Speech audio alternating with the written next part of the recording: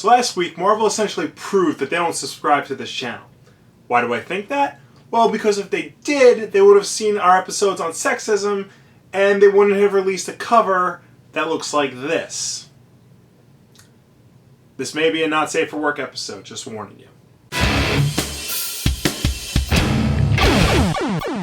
So Marvel is releasing a new Spider-Woman series in November from writer Dennis Hopeless and artist Greg Land. Now, Land has been criticized in the past for copying other artists blatantly, and also for using photographic references way too much, to the point where he's literally just tracing over them. He's also caused controversy for admitting that he uses pornographic images as references sometimes. Not that he's drawing porn or anything, but he'll sometimes use the faces and body positions of porn stars for his female characters in his comics, particularly mainstream superhero comics. This is the cover for issue number 1, drawn by Land. Now, for once, this cover isn't being criticized for being overly sexual.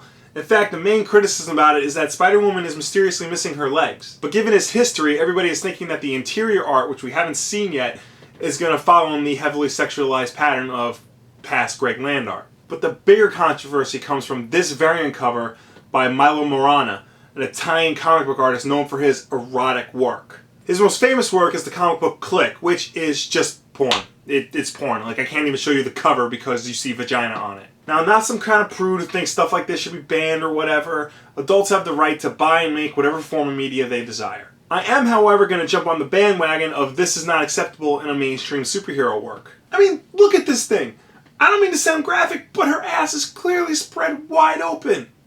Why? I know superhero costumes are supposed to be form-fitting, but not this form-fitting. And this actually looks similar to an image from Manara's Click, which, again, I can't show because it's porn.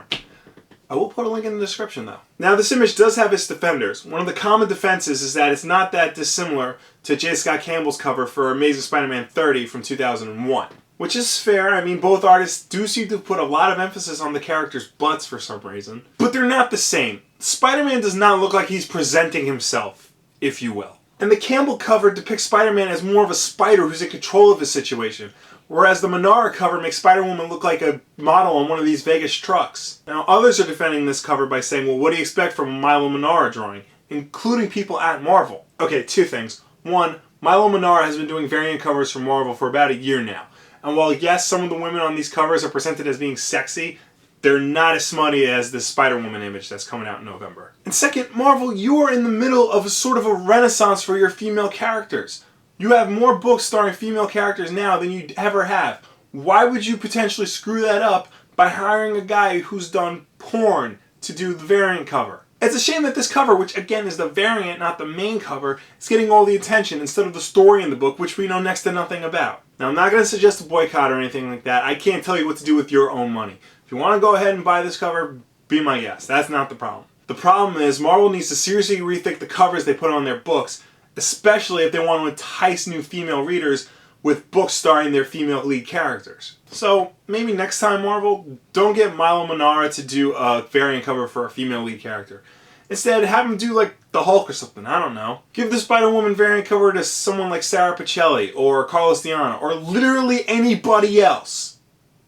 Not Jim Ballant, though. He also does porn. What do you guys think? Are you okay with this cover? Are you going to pick up Spider-Woman when it comes out? And if so, which cover are you going to get? Let me know in the comments down below or on Facebook and Twitter. And as always, like if you like, subscribe if you really like, share this video with your friends. Thank you very much for watching.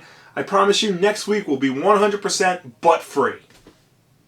95% minimum. Artists are very similar to directors, but directors get a lot more recognition and a lot more money. If you could tell a good story, hell, you could use stick figures. Look at XKDC. They're one of the most popular webcomics on the internet. On the web.